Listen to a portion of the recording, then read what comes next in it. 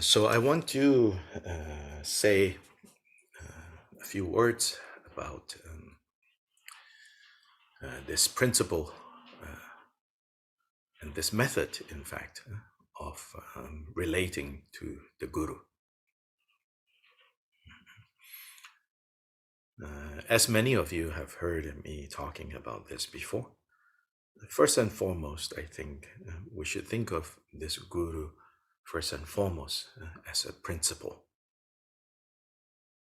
before assigning persons to the face of this Guru. Think of it first and foremost as a principle. And this principle in particular is the principle of the reality of Buddhahood, not as an abstract on the one hand,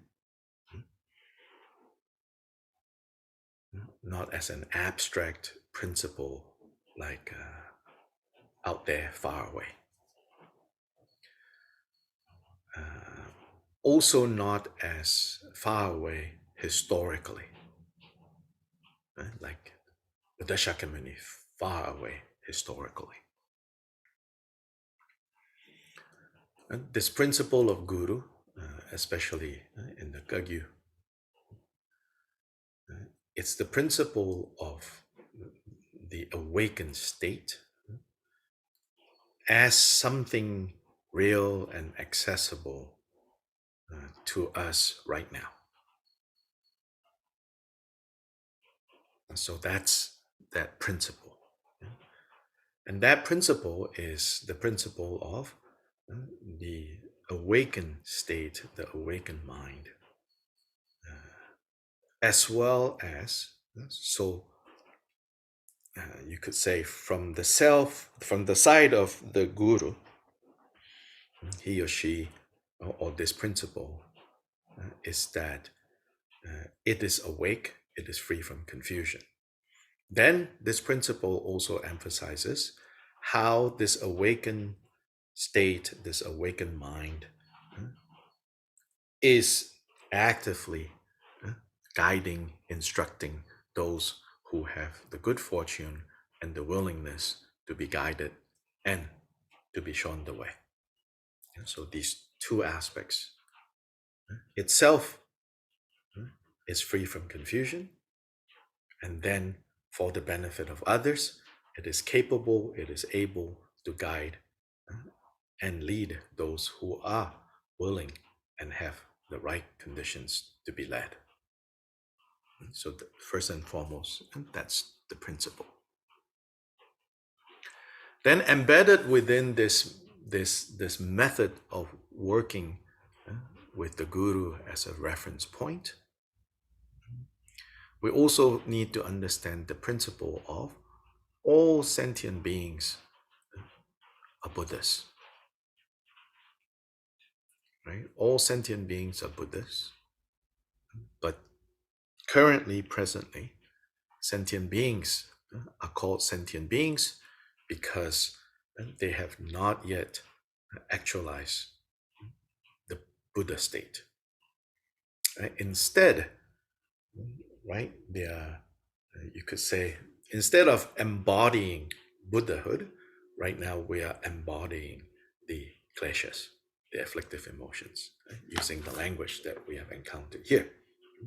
Is the embodiment of intentions. So instead of embodying the intention of bodhicitta, right now, sentient beings are called sentient beings because these are the beings who are, from moment to moment, embodying the kleshas. But essentially, all sentient beings are Buddhas.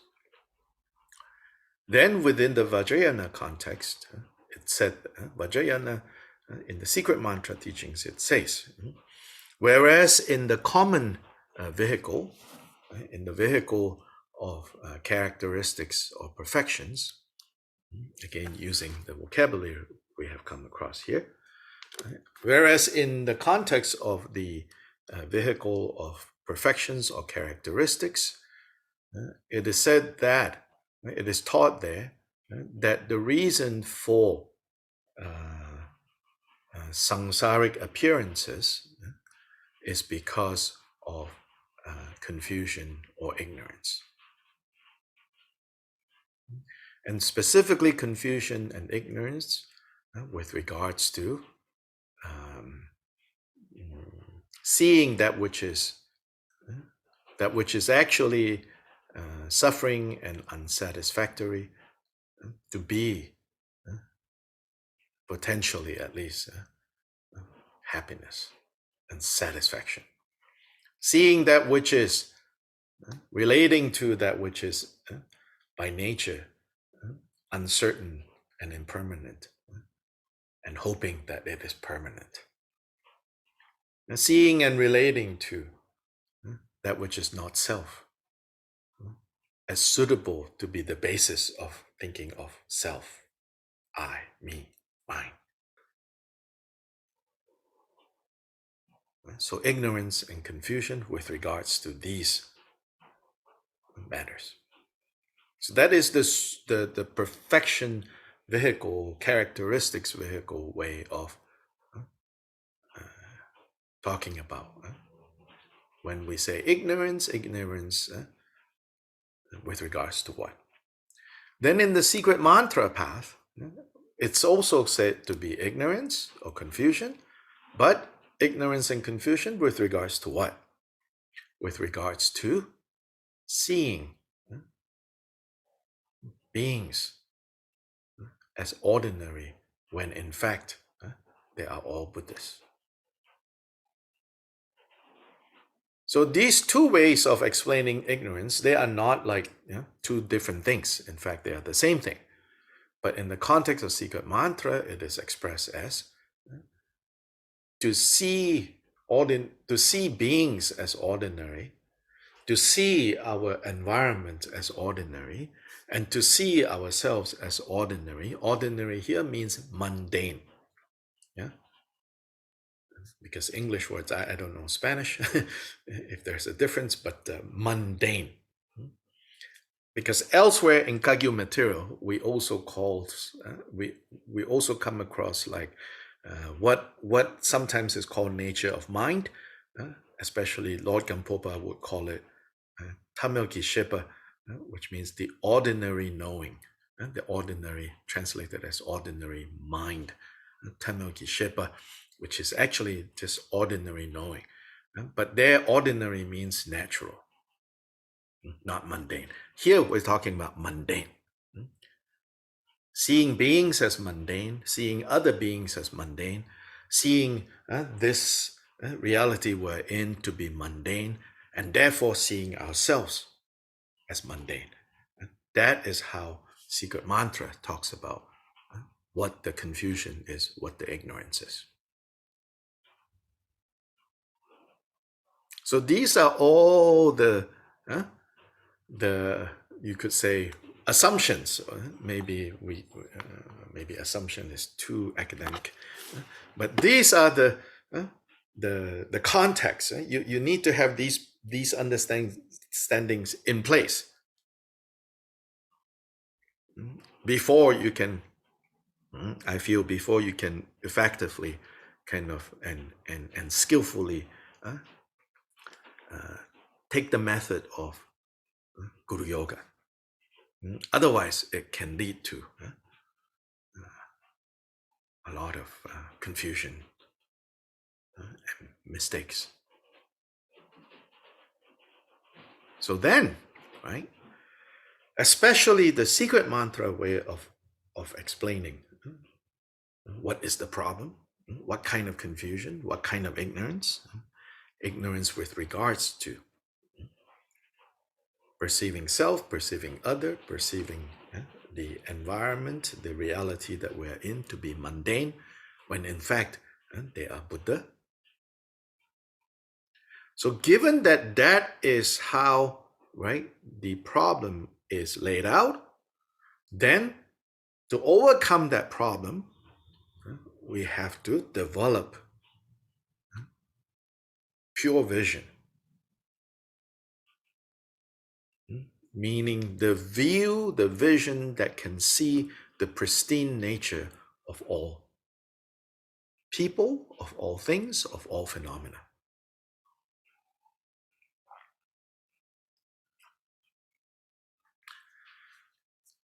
And given that that's what we have to do, right? Then we willingly, not being forced,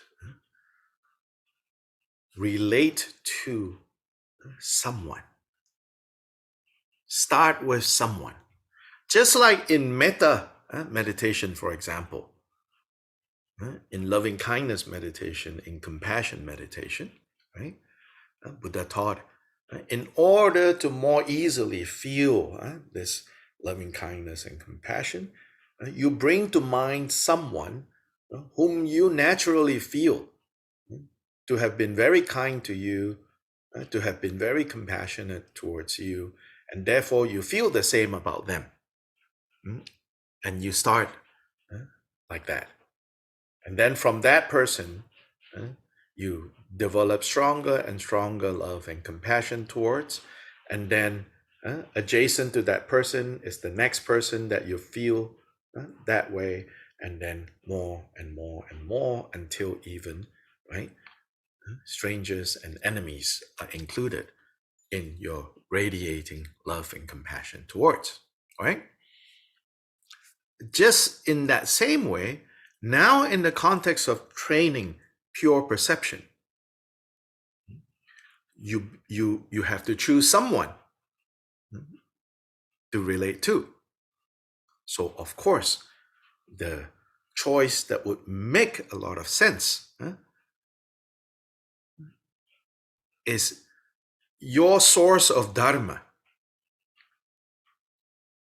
Your source of Dharma. Who is giving you Dharma? Who is guiding you in the Dharma? Now, of course, if you set aside and ask, right, in terms that you and I would tend to ask, well, is this person though really Buddha? And you say, well, I don't know. Yesterday, I saw her, yelling at someone at the cafe. I don't know if that's Buddha-like. Yes, of course. We're not like dumb. We're not stupid. We sometimes, unfortunately or whatever, we see this, right? Yes, of course. But what we are training here is to to help to have this person, this source, to help us see the pristine nature of ourselves and all others. So that's why the Buddha say, when you choose who this person is, or these persons are, he never said only one, depending on your circumstance, how much you can handle in a way. Like last night at the center, after practice, we were giving away a lot of texts that someone had donated to us, and also images of, pictures of Buddhas, idams. Everyone was admittedly very excited, when I left, oh yeah, Dan took Buddha Shakyamuni. But when I left, they were still very excited, and I said to them, take at your own risk. Even good stuff, okay? Take at your own risk. Not saying, not discouraging you from having more Buddha images, more Dharma books, more Dharma sources, more Dharma teachers, not discouraging you, but also understand even good things, take at your own risk. It's like, again, back to my example I always give, buffets, yeah, eat at your own risk, okay? All you can eat also means, all you can torture yourself with. Anyway, so Buddha says, when you choose your Dharma source, please choose very carefully.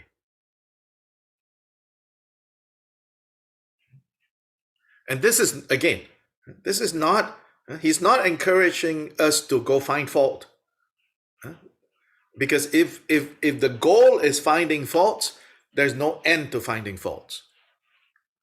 Plenty of people found a lot of faults with Buddha Shakyamuni. His cousin, Devadatta, whom he grew up with, who knew him very well, absolutely was jealous of the Buddha, could not see Buddha's qualities at all.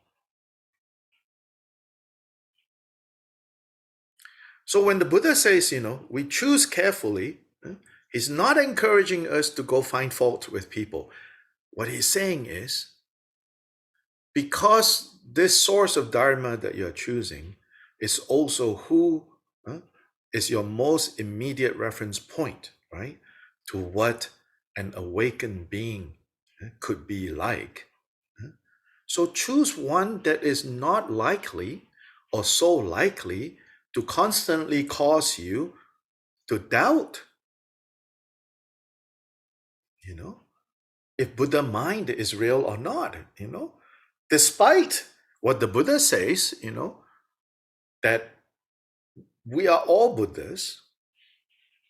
If especially your source of Dharma is left and right and up and down, causing you to doubt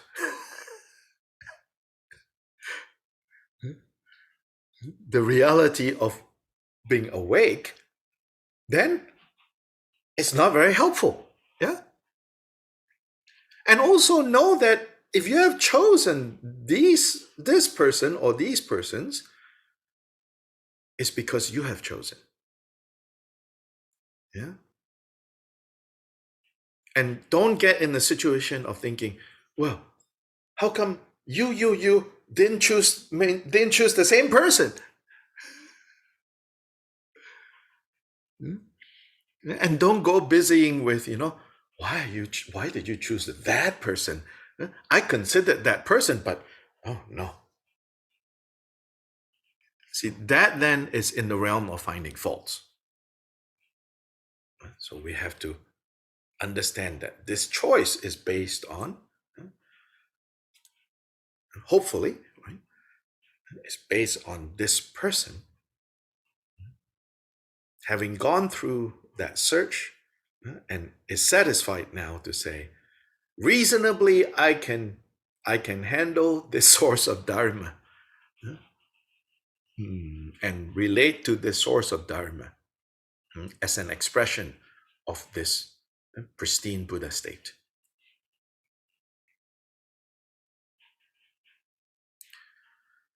So in that way, right, it makes no sense, right, to go look for or to relate to those whom we are unsure about. So also Buddha says, don't rush. Don't rush.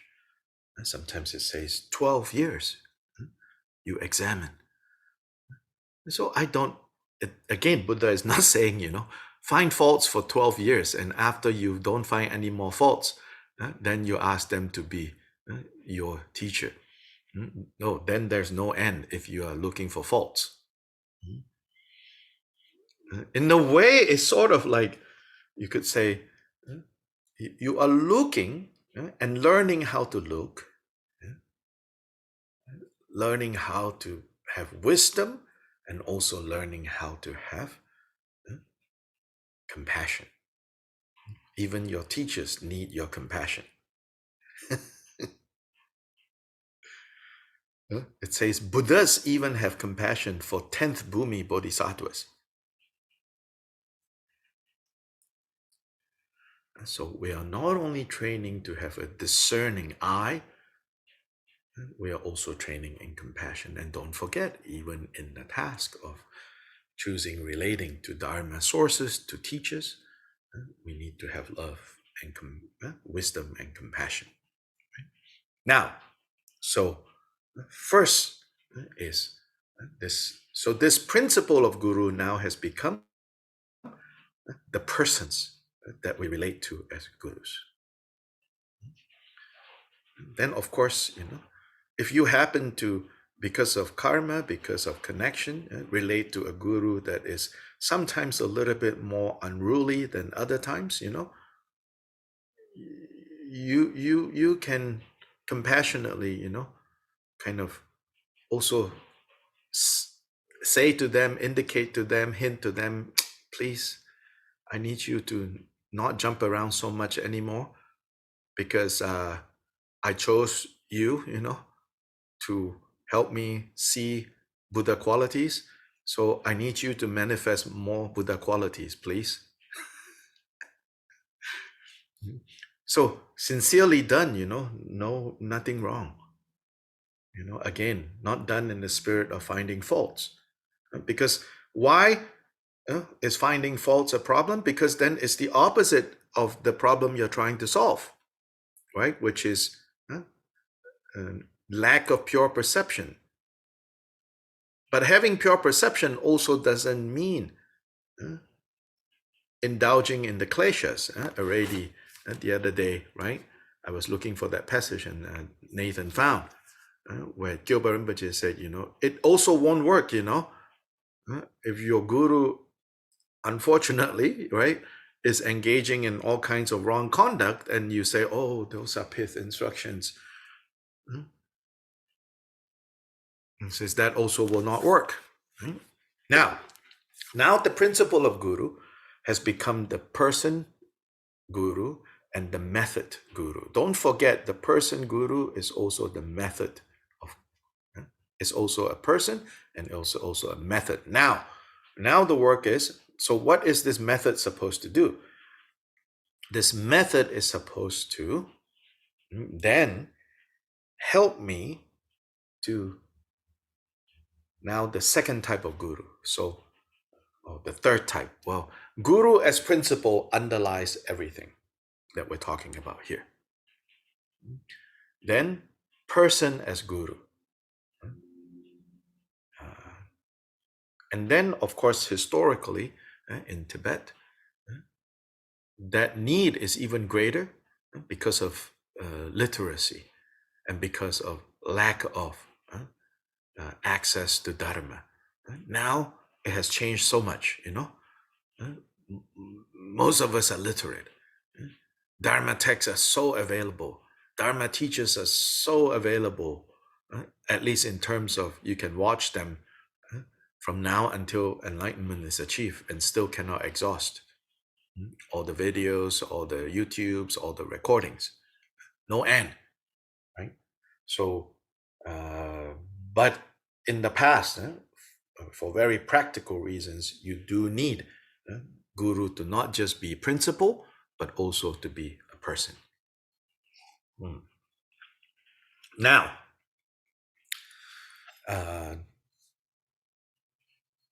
the next is this guru as person. When you begin to relate to this person or these persons in this way, what they should be pointing you towards is the next type of guru, which is all appearances as guru. Appearances that we like, appearances that we don't like.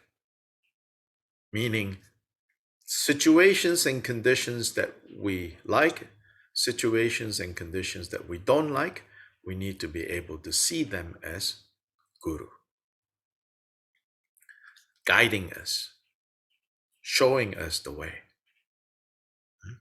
So then more and more, right?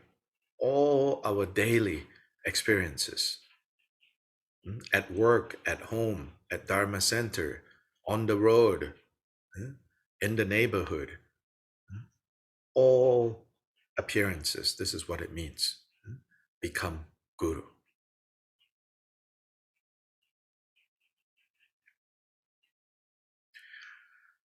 And all of these is leading to the point of your own nature is guru.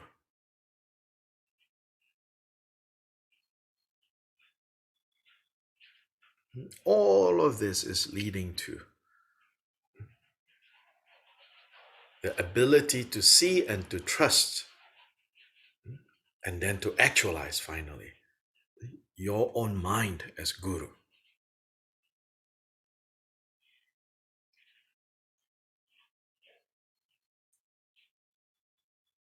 Then, right, when we're able to do that,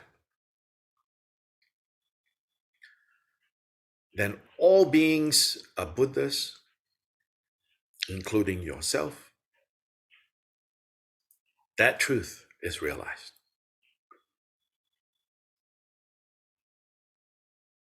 And that reality is actualized.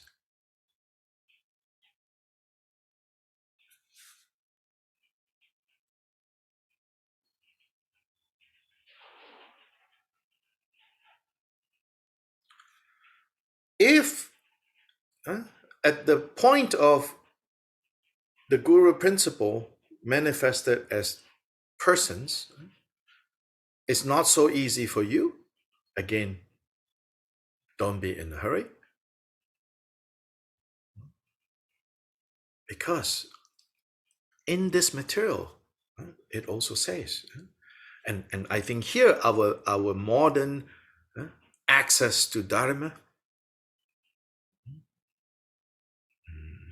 makes this point, I think, even more significant, which is we can think of Buddha Shakyamuni as guru, as our personal guru, even if it's not Buddha Shakyamuni today. As far as I know, nobody has his WhatsApp, but you can still relate to Buddha Shakyamuni as your personal guru, to Vajradhara as your personal guru, to Tara as your personal guru, to Milarepa, to Kyoba Jikten Sumgön as your personal guru. Then you read their teachings, you learn their teachings, and you try to feel, that they are directly instructing you. So this is the principle of Buddhahood, not as geographically so unreachable until they are in Amitabha's Pure Land, or historically so unreachable, and that is 2,500 years ago.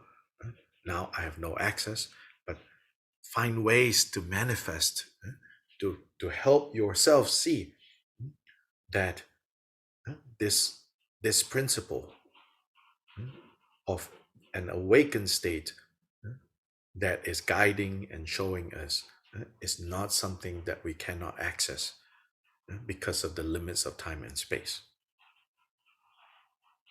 So if you directly think Gyoba Jikten Sumgön is my root guru, then there is no mischief there. Very safe, very safe, very stable. Buddha Shakyamuni as my root guru, very safe, very stable. No problem there.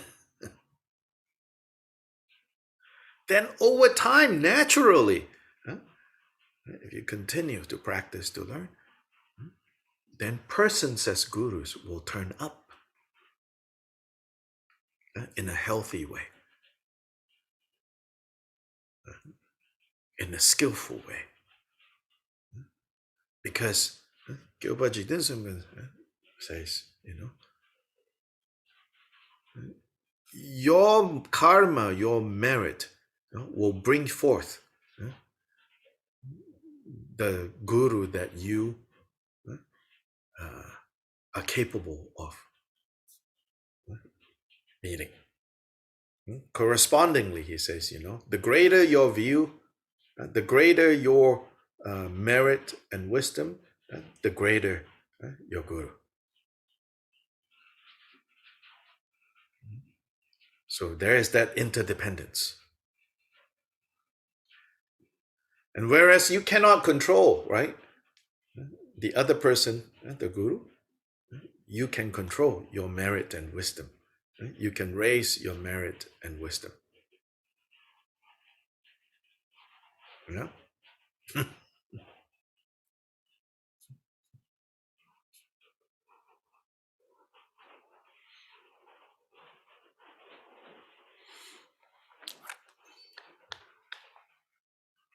Okay, now with Kyoba Jikten Sumgön as our root guru, now we see what he has to say.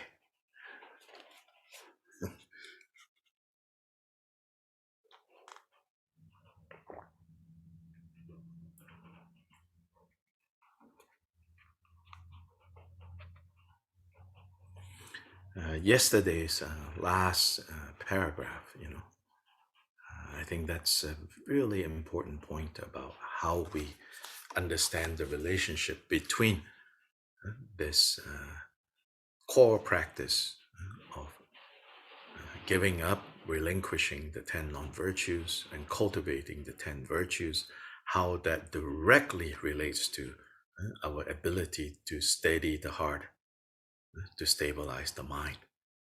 And without steadying the heart, wisdom cannot arise. Wisdom cannot be cultivated. So then he says, so what that also means is like, don't separate these two practices, oh, here is guarding disciplined conduct, oh, here is meditating. But in fact, the occasions of guarding disciplined conduct are also the occasions for steadying the heart, cultivating the mind. And so that's why, for example, the late Venerable Thich Nhat Hanh, he calls his those precepts, he calls them mindfulness trainings. Rather than relating to disciplined conduct as rules and regulations, definitely, we don't relate to them as commandments, as laws set by some powerful being, that if we break those laws, we will be punished accordingly. We don't relate to disciplined conduct in that way. So we should relate to disciplined conduct in all its levels of detailedness. I don't know if there's such a word in English, but in all its levels of detailedness. In the most basic one is the basic 5 precepts that lay people, lay practitioners should take. On the basis of that arises all the other trainings, up to the hundreds of detailed training points in the monks and nuns precepts. But another way is to understand that again, all of these is in the context of this particular teaching, teaching 6, it's the 10 virtues and the 10 non-virtues. Abandoning the 10 non-virtues, cultivating the 10 virtues. That these should be carefully observing them in our daily lives should be understood as nourishing and cultivating the steadying of the mind, the steadying of the heart, the maturing of the mind. So now the 10 virtues and the generation stage. Now generation stage or creation stage is one of 2 stages in secret mantra training. Creation and completion are the 2 stages, or generation and perfection sometimes. For example, rest in the generation stage or any other meditation with a mind free from regret due to internalizing the 10 wholesome deeds. So it says, if you want to be able to rest your mind in generation stage, yourself as a Buddha, yourself appearing as Tara, yourself appearing as Manjushri, any of these idams, or any meditation, you can do that a lot easier when your mind is free from regret. How does the mind become free from regret? You can say, well, part of that is about training the mind. Yes, of course. Sometimes you might feel like this is like chicken and egg, I'm trying to meditate so that I can keep the 10 virtues and abandon the 10 non-virtues. But now you're saying, I need to observe the 10 virtues and abandon the 10 non-virtues in order to train the mind. Yes, it's not linear. Yeah, that's the whole point. They're all parts and parcels of a complete path to awakening, all 84,000.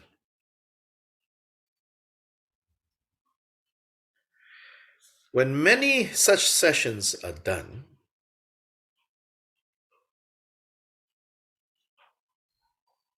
stability in the generation stage will be achieved. Meaning, when we do more of these sessions, then stability in the generation stage will be achieved. When stability has been achieved, that is the actual state of a perfectly complete Buddha, and the 4 activities will be accomplished. These are the 4 activities of pacifying suffering, increasing virtue, magnetizing positive supportive conditions, and destroying the kleshas. These are the 4 activities. That is to say, those activities are the activities of a Buddha, and so they are the activities of that mind. Also, that attainment of stability is the attainment of stability in the state of perfectly complete Buddhahood. So in steadying the heart, the ultimate steadying of the heart is when the heart sees itself as Buddha. In this context, some claim that the generation stage pertains to the imagined nature. And thus it is the practice of mentally cultivating something imaginary and unreal as if it were real. So some technical words are used here. Imagined nature is a vocabulary from this one way of understanding, what is this? It's in this way, especially taught in the Yogacara or the Chittamatra, the mind-only tradition. It divides this into imagined nature, dependent nature, and consummate nature. So footnote 131. The imagined nature is generally on the unreal side of the spectrum. And so the point being made here, it says, never mind.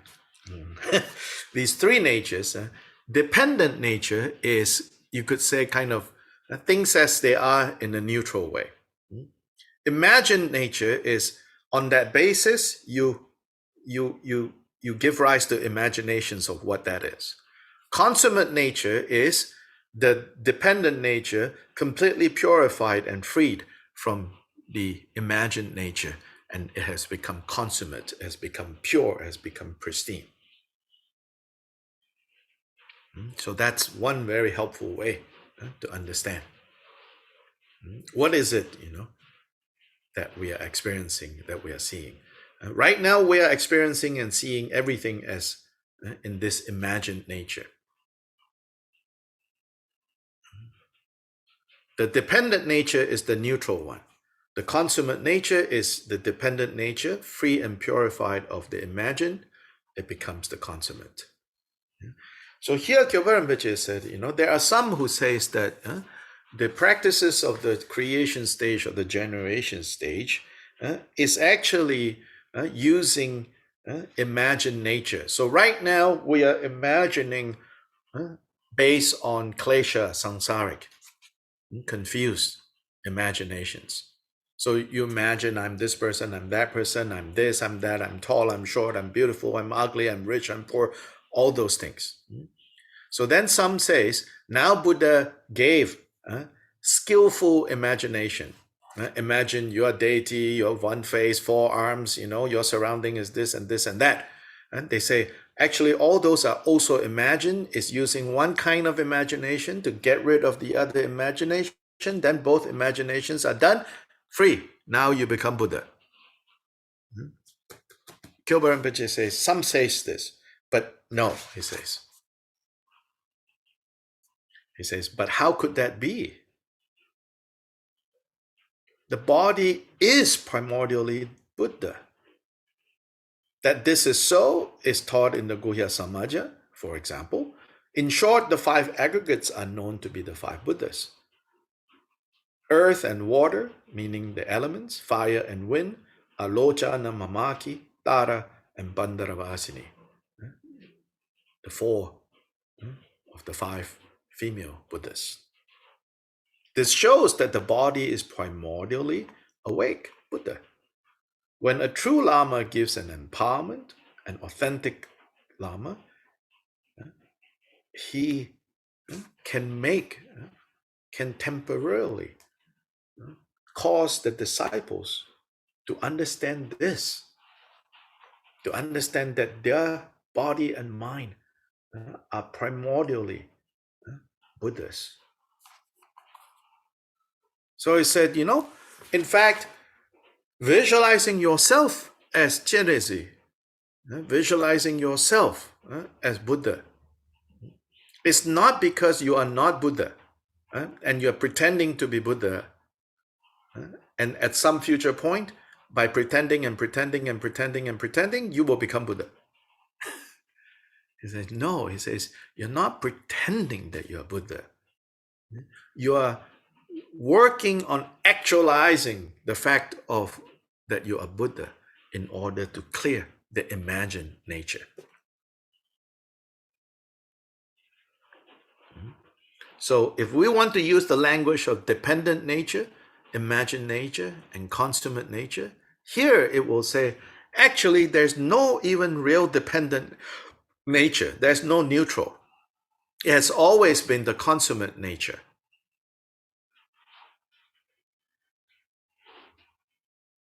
It has always only been the consummate nature, the pristine nature. But temporarily, we are caught up in the imagined nature. So now we have to use the method of bringing the consummate nature to the front in order to dispel the imagined nature.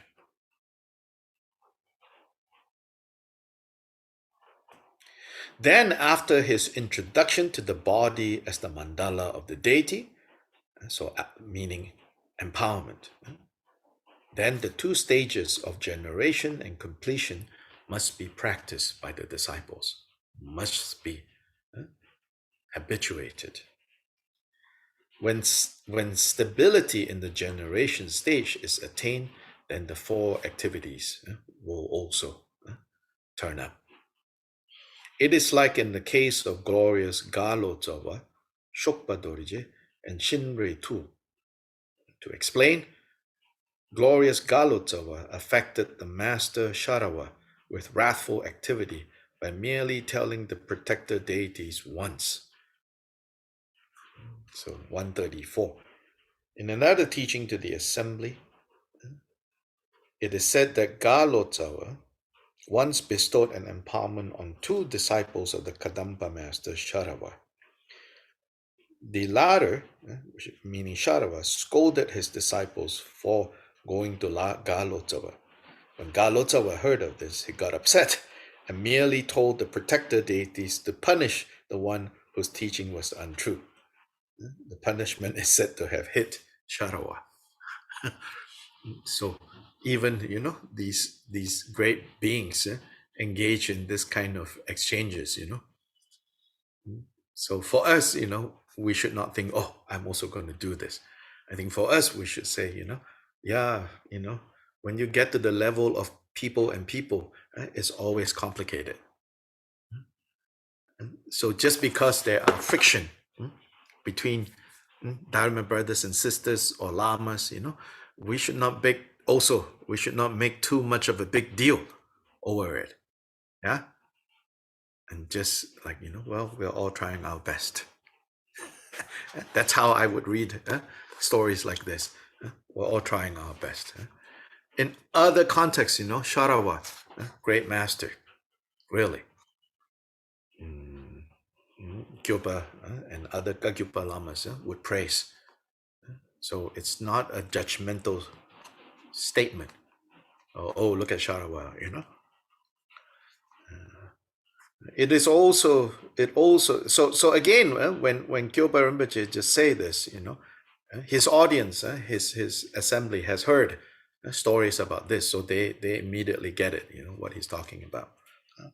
He's mostly in this case talking about current affairs, current to his time. Yeah.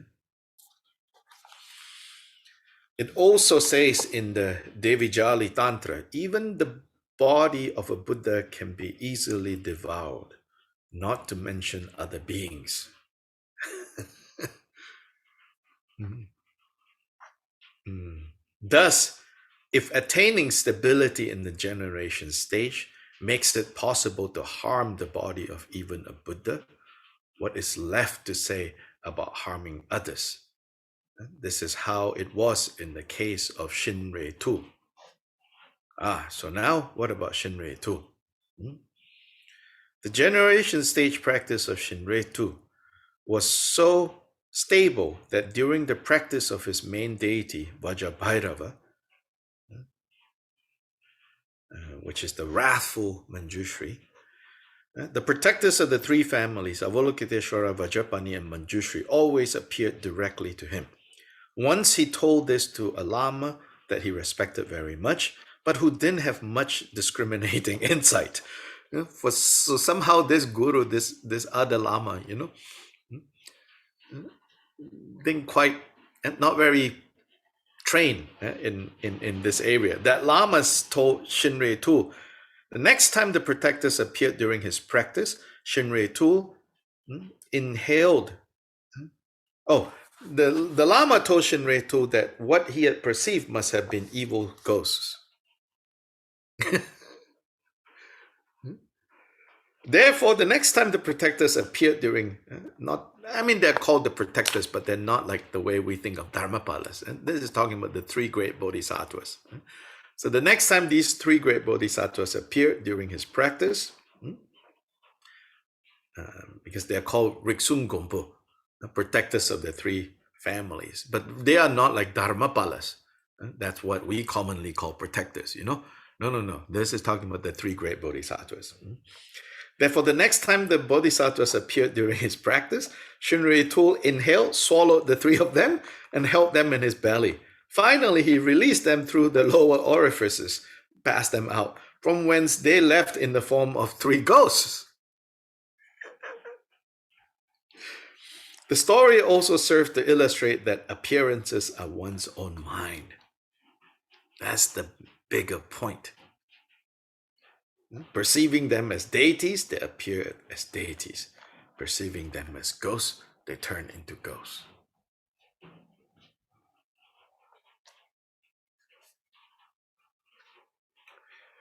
For the story of the second of the three practitioners mentioned here, Shokpa Dorje, it may be this person called Shen Gongkarwa, Dorje Wangchuk.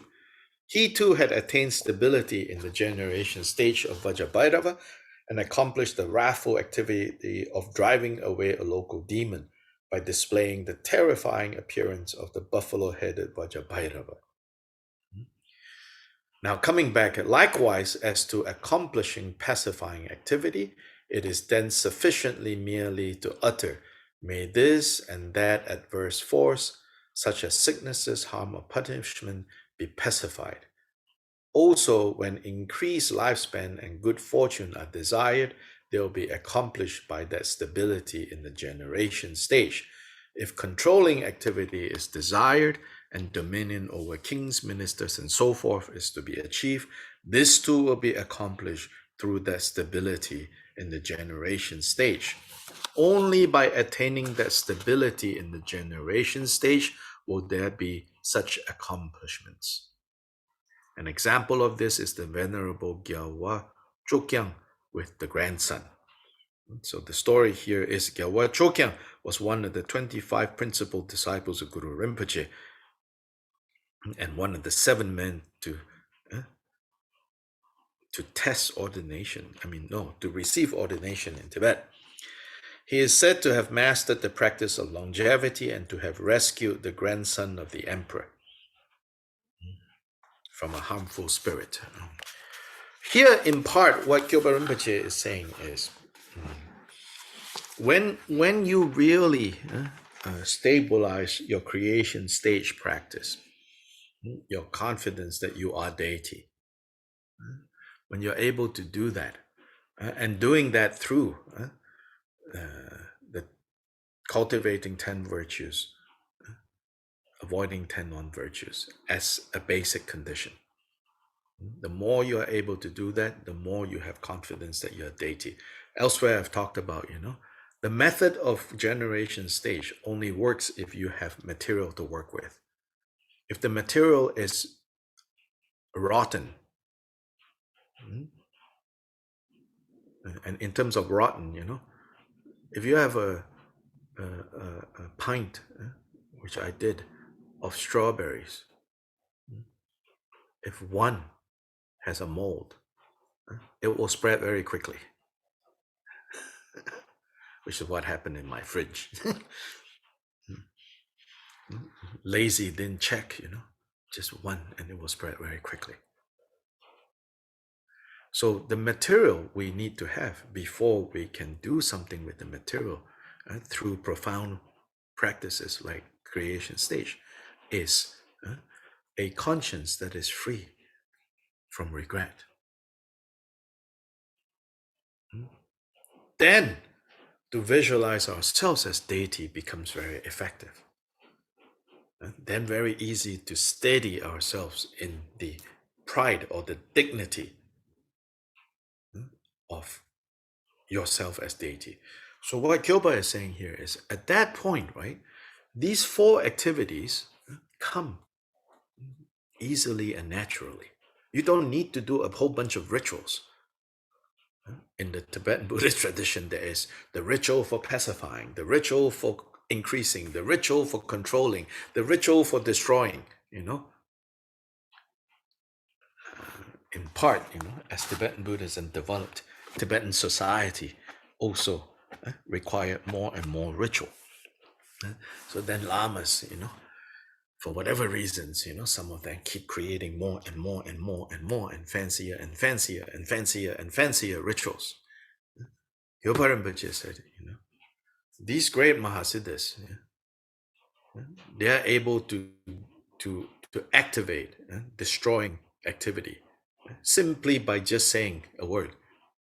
They are able to increase positive conditions simply by saying, may positivity increase.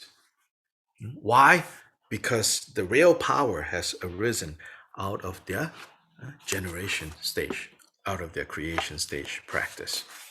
And so here, Gyalpa Rinpoche is linking this, the understanding of the importance of cultivating 10 virtues, giving up 10 non-virtues, leading to stability of mind that can be then channeled to practicing creation stage, which can then lead to the 4 activities which everybody loves, can become very spontaneous, very easy.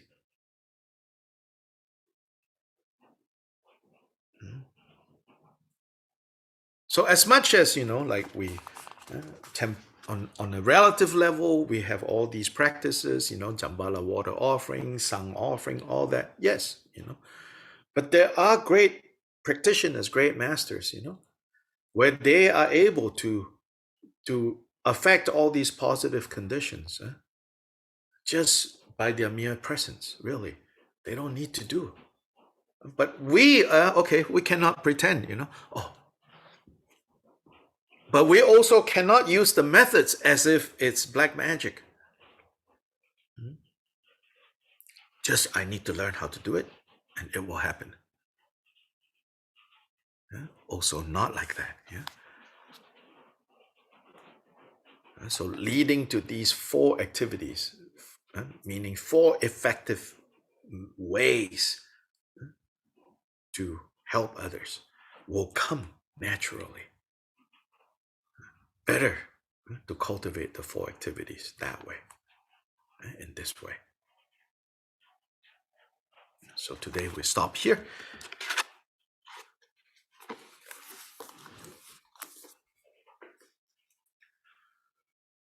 Changju Sem Cho Rinpoche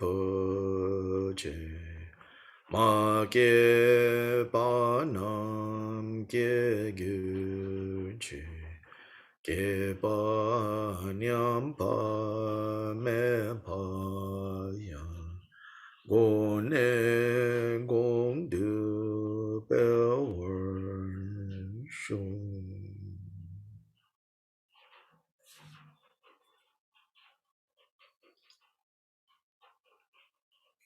Goodbye.